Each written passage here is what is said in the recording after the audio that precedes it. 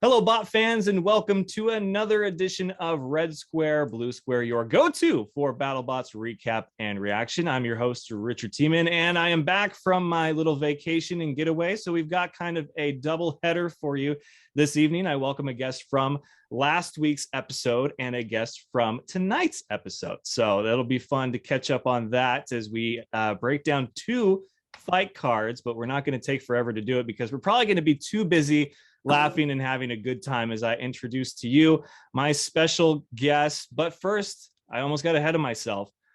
Spoiler warning. John, give him your warning. Warning, this episode is full of spoilers, so you've been warned. All right, so probably not so much for last week's episode, but yes, spoilers for tonight's episode. If you haven't seen it, stop what you're doing and go watch it right now, because we're going to talk all about the fun that was had on another edition of BattleBots. So here we go. In the red square, he's one of the friendliest guys I've ever met, and his bot it's cute, but it's vicious. And it's a little something like that. He is Zachary Lytle of Skorpios. Welcome, Zach. How you doing?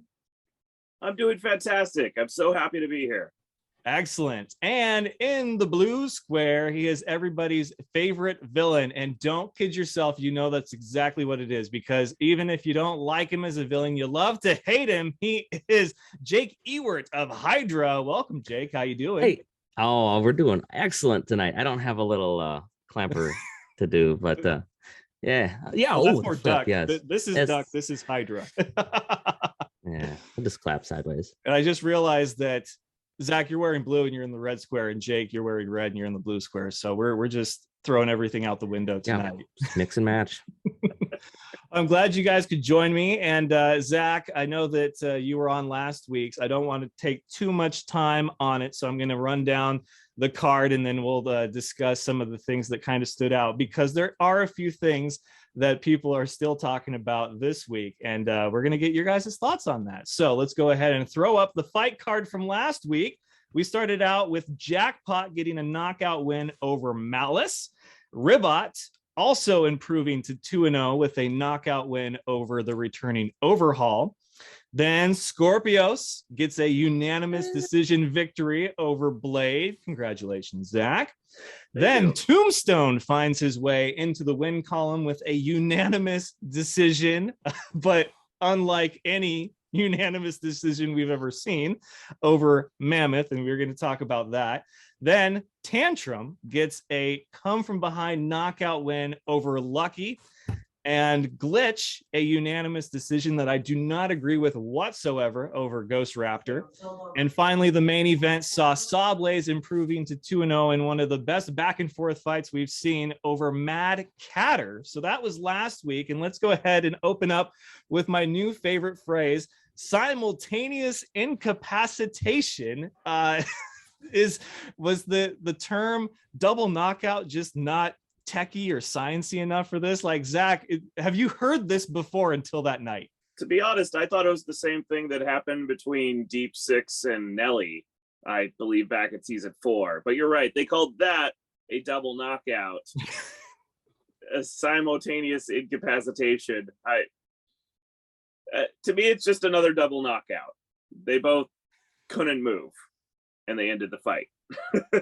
Jake, I know that you've never had to be a victim of a simultaneous incapacitation, but what did you think when you initially saw this fight? Well, I kind of thought it was going to go just about that way. I mean, that's how Tombstone rolls. It hits, and then sometimes it just dies. So you're going to have that. But yeah, simultaneous, I would have said knockout, right? Simultaneous knockout. That's just what it would have been. It's kind of a mixture of the two, right? But they split them out. And they got their big dictionary words out, and they had to make it a little bit more obtuse, if you will. But otherwise, yeah, it was a good match. I think Tombstone gets it just because he was the one applying the hits, but that's just how BattleBots rolls. It was funny to hear Ray talk about what his strategy was. He was hoping that with a quicker Tombstone, he could get around to one of the tires that are very exposed. Still wondering how that works with some of the bots out there. But he decided not to do that. Instead, just went straight in the middle and just kicked him out. like no, those floppy arms worked perfect. Absolutely perfect. That was great. So props to Ray. I'm very glad he's in the win column now after that, episode 1 loss to Captain Shredderator, who we saw the battle of the, two spinners tonight, and we were going to talk about that one. But Zach, you're in the win column. You and Diana, congratulations. Jake, I called it last year. I said that you were going to be everybody's favorite villain. And then sure enough, Ray passes along an actual award that says that you are now the villain. And you're not even JV, like you are a varsity villain if I've ever seen one.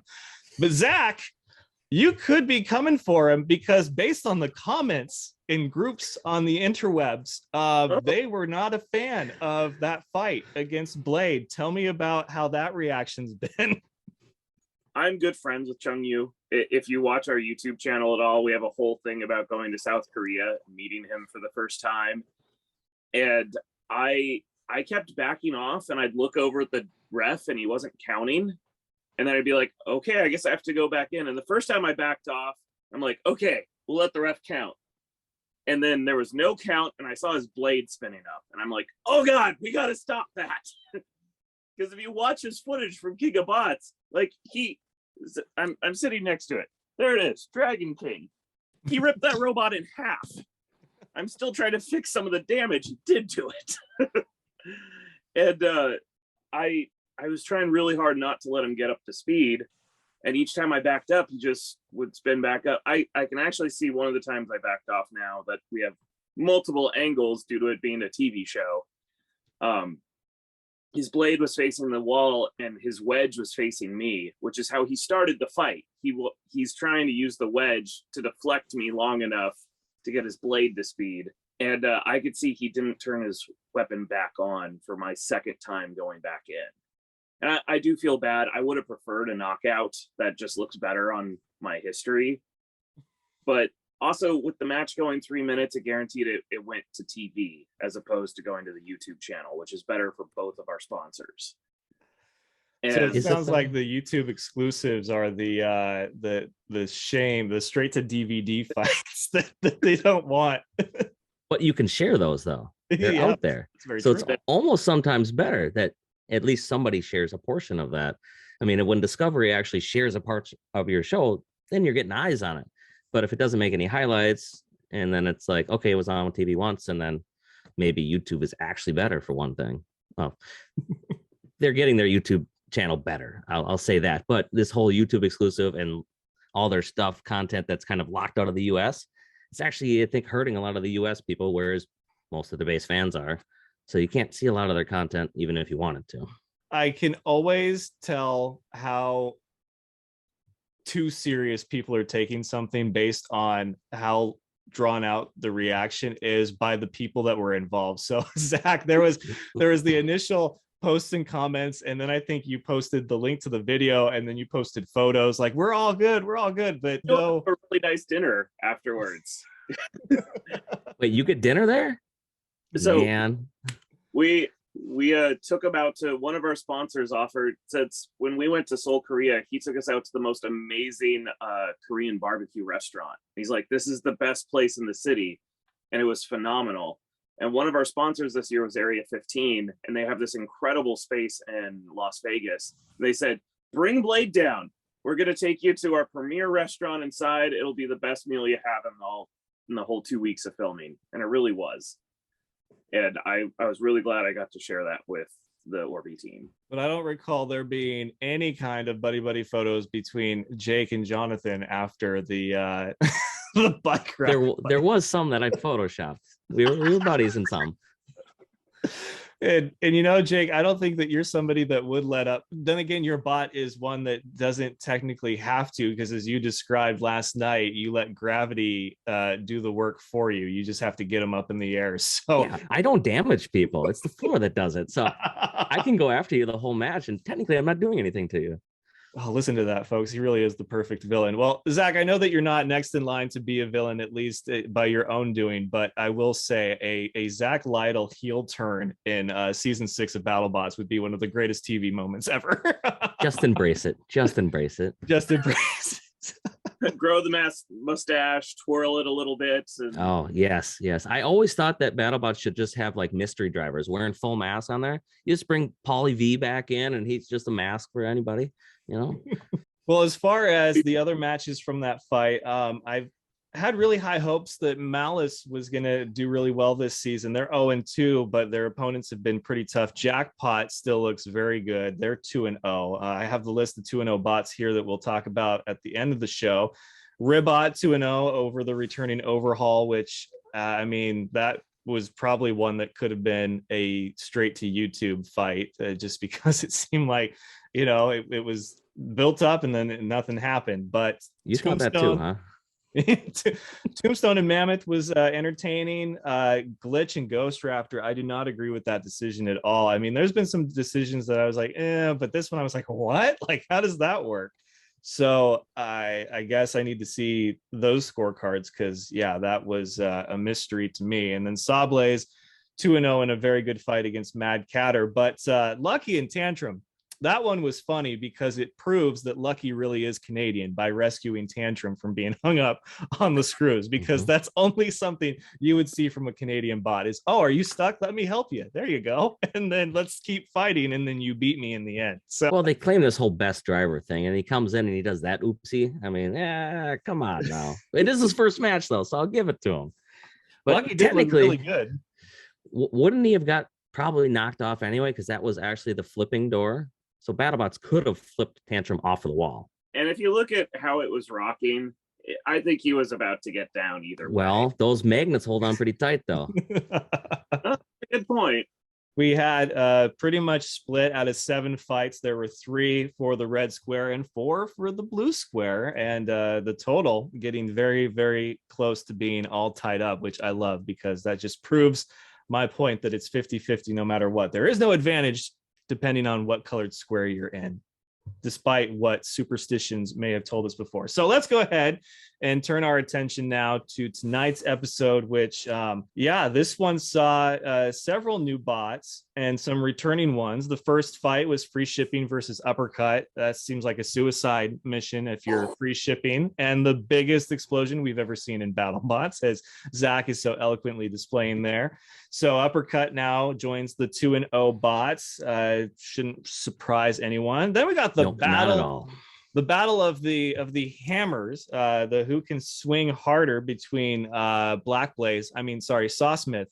Blacksmith versus Shatter, and Shatter wins that one by unanimous decision. So they did go the distance, but man, I was telling Jake before we started the show, it starts to play previous season's episodes once I'm done watching on Discovery Plus, and it played season 3 episode 1, and that had the blacksmith that I know and love with an actual hammer on there, not this whatever you want to call it that Al Kindle has. What I find funny is Jake got all this shade for putting the bike rack on Hydra, and now Adam literally put sticks on the front of his robot to be so long that Al's weapon wouldn't catch it, but he's got like 0 shade for that. And I'm like, was it the naming or was it the fact it didn't work? Like, is it the fact that Jake's thing actually worked is why everyone that is exactly what it is. Everybody doesn't like it, doesn't even care what it is unless it works. Well, what's funny is I think that I've always said that when it comes to people violating rules or whatever and punishments in every sport and really every aspect of life, it comes down to likability. And for some reason, people I think just like Adam Wrigley more than they like Jake, but Jake's never tried to win any kind of likability awards though. So that was a fun match. It really was. I think, man, Shatter and those Omni wheels, which I'm surprised we haven't seen more of. Zach, I feel like we talked about that the last episode you were on, and maybe seeing more Omni wheels and the magnets in the bottom, but I don't know if you guys didn't have enough time between seasons with all the uncertainty of doing that. But when are we going to start to see that trend kind of catch on? Currently, no one makes a good speed controller for you to do that. And I don't know exactly how he mixes his radio, but just the process of taking 4 speed controllers and making a magical mix setup on your radio to do the proper swerve drive, that's still fairly hard. I'm sure someone's going to quote which radio you purchase in the comments of this video to make it work easily. That'd be a lot handier. Off the top of my head, I don't know like a Spectrum radio or an FR Sky radio that just does that stock.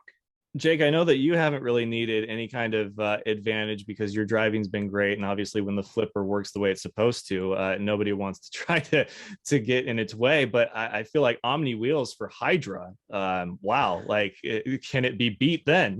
It would be something different. I think it would be a lot more fun to drive, where it's just forward and back and then turn, and you could actually look more aggressive half the time. Because a lot of times I just have to sit and turn and wait for bots that, I don't look aggressive that way when I come out. But with a swerve, you can, or whatever you want to call it, you can actually strafe around different directions. And I think it looks more aggressive that way. So it actually helps the fight card a little bit.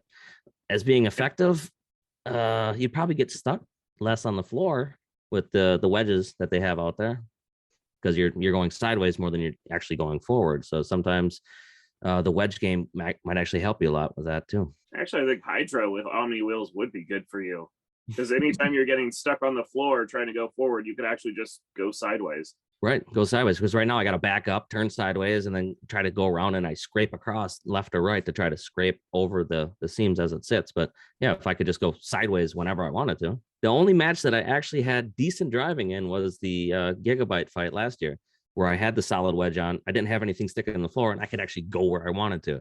So in that was the most aggressive and best driving I could ever have. So that was the example of when it actually works.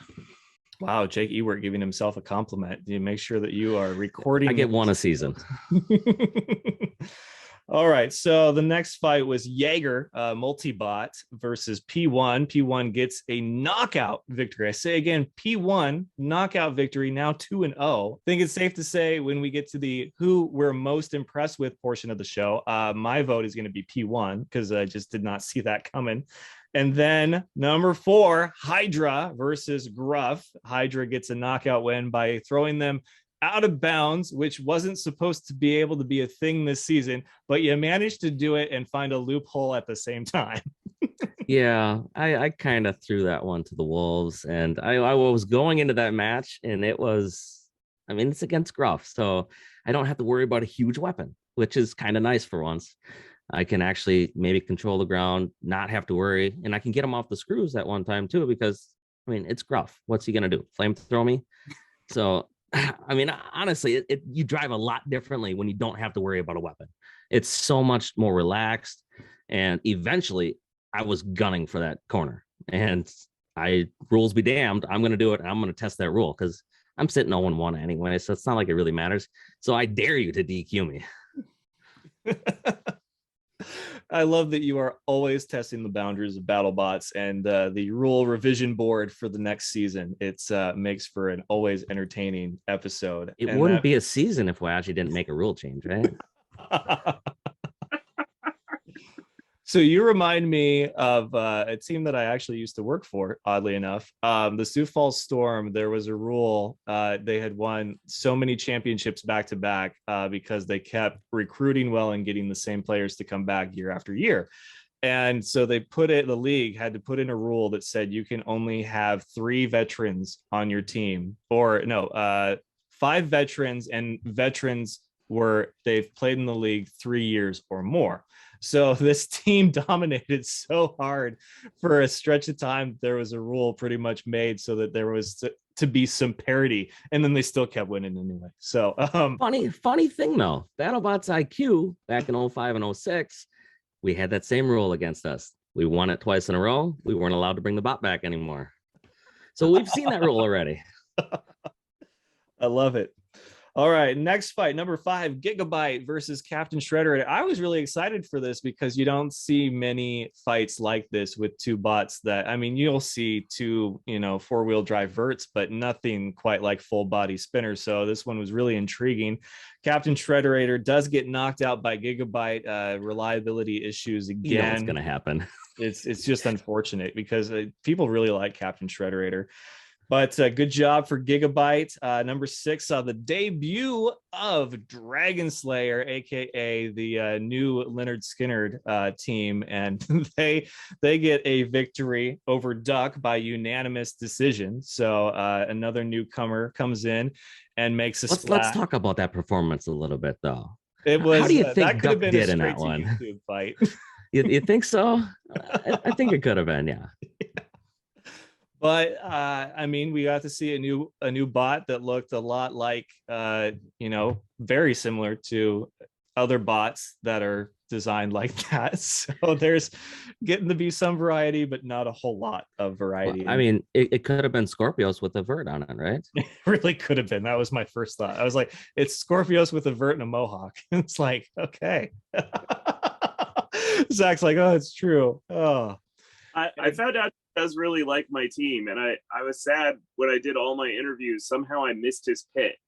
well, that brings us to our main event. Endgame, reigning champion versus Witch Doctor, and Endgame gets a knockout win over Witch Doctor, so they advanced 2-0 and looked just as good as last year. So our 2-0 at this point in the season. I say 2-0 because you can be undefeated with one single victory, but we don't care about that right now. 2 fights. We have a sample size, as you would call it.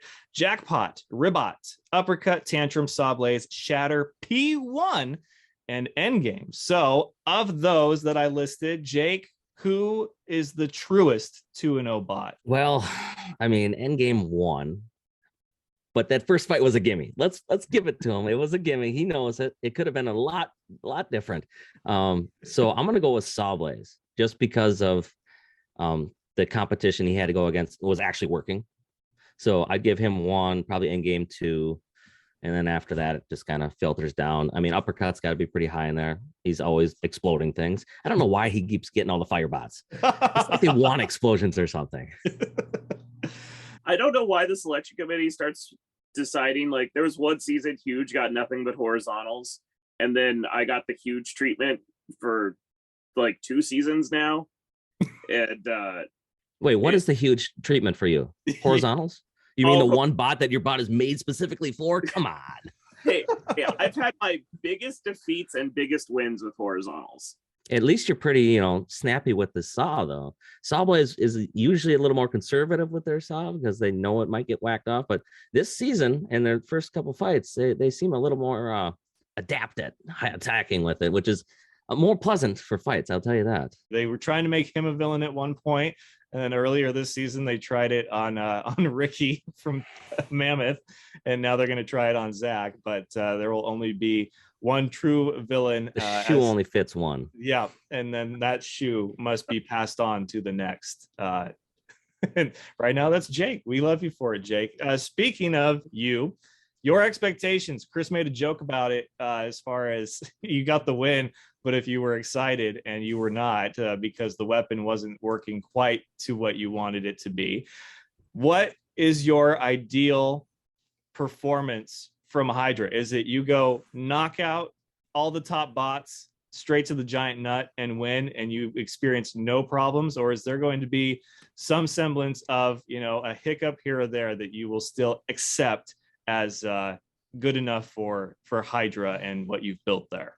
This is the first season that I had problems early, and then usually that'd be seasons 4, the hydraulics get slower and slower and they work their way down to nothing, and I can't do anything about it because it's fluid stuff in them, whatever, it doesn't even matter. But this year there's odds and ends that aren't working, right? So everybody alludes to this whole glitch fight that's been prophesized everywhere, and where I'm saying, oh, that's full power, right?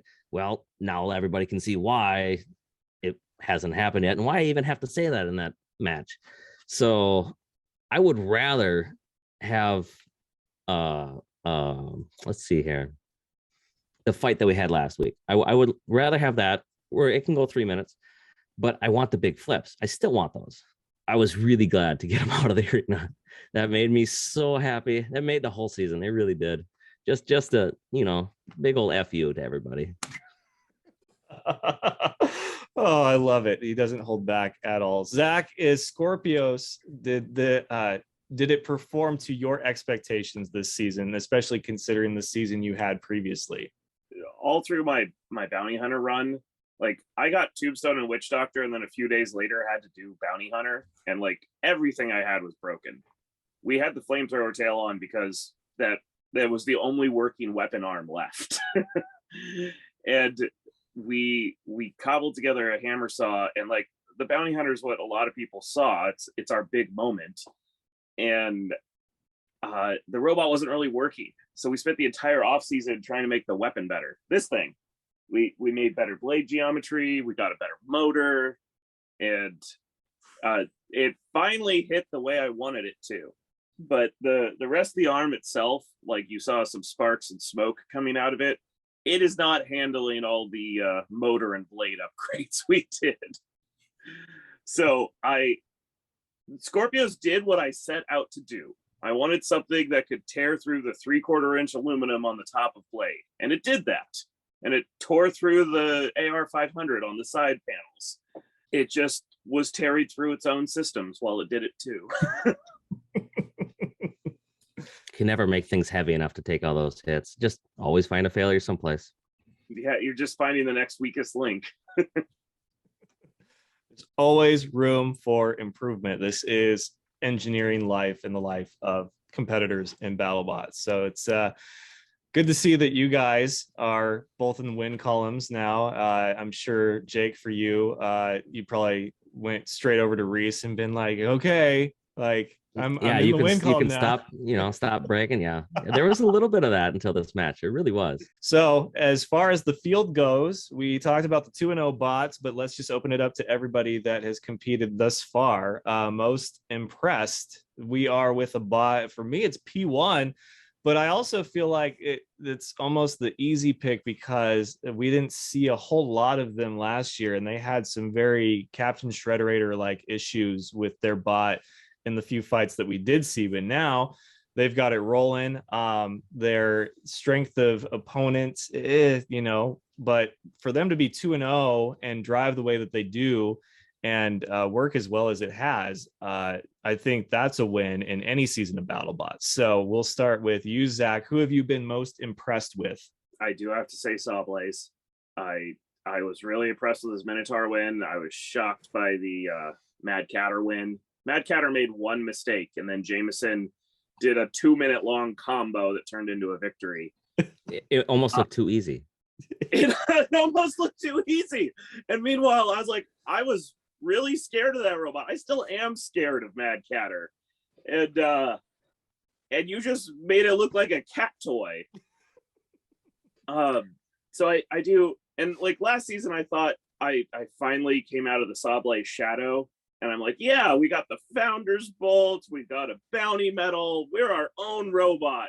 And then this year, I feel like Jameson just was like, oh no, I'm going to make Sawblaze 10 times better. And his shadow is now much, much larger. And I feel like I'm falling back under it again. Where is Skorpios? Where is it? Where is it? We can't see it. Is that Sawblaze? No. At least it's not Blacksmith. I'm sorry, Al. That's a hammer saw. You were just the third hammer saw. I know you're trying very hard to say you're a power hammer, but you are a hammer saw. Welcome to the club. Here's your T-shirt. There's only 3 of us. Well, tell us what you really think. Yeah. Oh, Zach, I love it. Thank you so much. That gives me 2 T-shirt ideas now. Hammer Saw Club on the back. There's only 3 right now. I also need a T-shirt that says Simultaneous Incapacitation. So BattleBots and Greg Munson, if you're watching, there's your next T-shirt idea, because they're popping up all the time with T-shirts. So there's my 2 cents. Oh yeah, they got that new press ink thing on Amazon, so they get all the shirts they want. Just get them whenever. So they just keep coming out with a new one every day. Jake, who are you most impressed with? Oh, well, I don't know. There's a couple of them. Can't say yourself. No, not me. No, definitely not me. One is Fusion. I mean, I'm a little biased, but the thing worked, right? It worked how it's supposed to. But for other bots that are actually good, I mean, Uppercut's still super good all the time. It just works, A lot of times it just works. What's the other one? I like Blip. Blip's new mechanism in the tech. I appreciate a good flipper. I really do. And eventually, I'm probably not going to be king of the flippers anymore. Now, if he takes it from me, I'm going to be all good with it, because if you can get above where I can go, more hats off to you. It really is. I mean, we need a lot more flippers, less four-wheeled verts, more flippers, because you get to use that fourth dimension up in the box, and it makes it a lot better fights, I think, if you got two really good bots that are just, tossing back and forth. Well, I was curious when it comes to the trash talk between you and Reese. So obviously he had his amazing post-fight interview, but I was wondering if when he came back to the pits and there was, an applause or whatever from people, they're like, you go up to him. I would have had a shirt ready that says, "It works." Like, it's a boy, but like, it works, and giving it to him, be like, "Congratulations, like it worked."